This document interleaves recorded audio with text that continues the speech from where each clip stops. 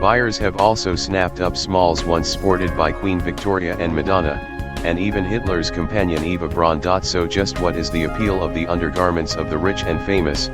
City University of London's Professor Chris Rojek, a sociologist who is an expert in the study of celebrity, says it comes down to people wanting find a way to get closer to someone they will never meet. The audience, or some sections of them, want a relationship of perceived intimacy with the celebrity, he said. They are never going to meet them or see their underwear, but if they own them, their undergarments, they feel closer than they would otherwise.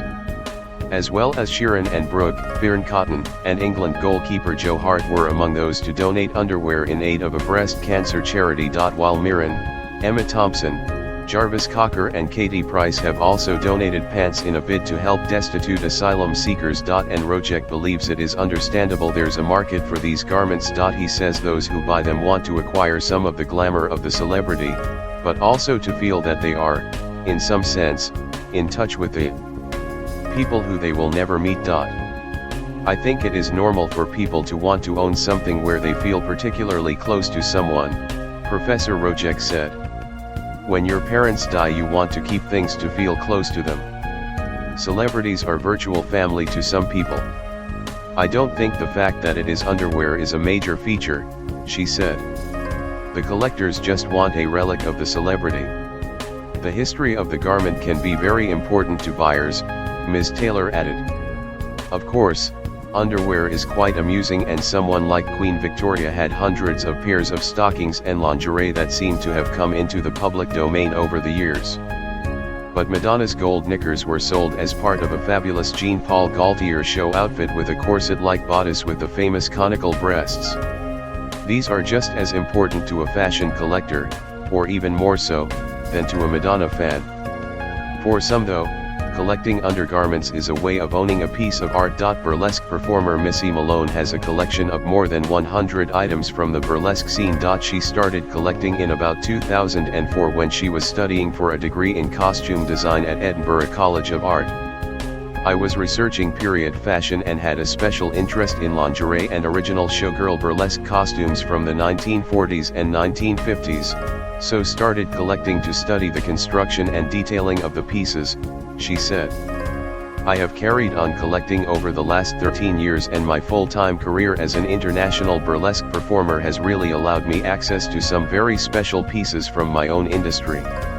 I adore original stage costumes as I love seeing how they work, the wear and tear, makeup stains, names written inside, and knowing that these performers sat and mended their pieces just like I do with mine today, she said. I know how much blood, sweat, and tears go into these things. Ms. Malone, who is originally from Edinburgh and is now based in Cheltenham, says among her favorite pieces is an original Paramount Pictures costume, which she believes is most likely to be a chorus girl dance costume. It weighs a ton and the workmanship in that piece is incredible, she said. I also treasure pieces that once belonged to burlesque performers from the 1940s to 50s. I have a net bra from Blaze Star and a net bra and panties set from Lynn O'Neill. These women set the standard and made it possible for women like me to do this job today, and to have a piece of that history is so important to me.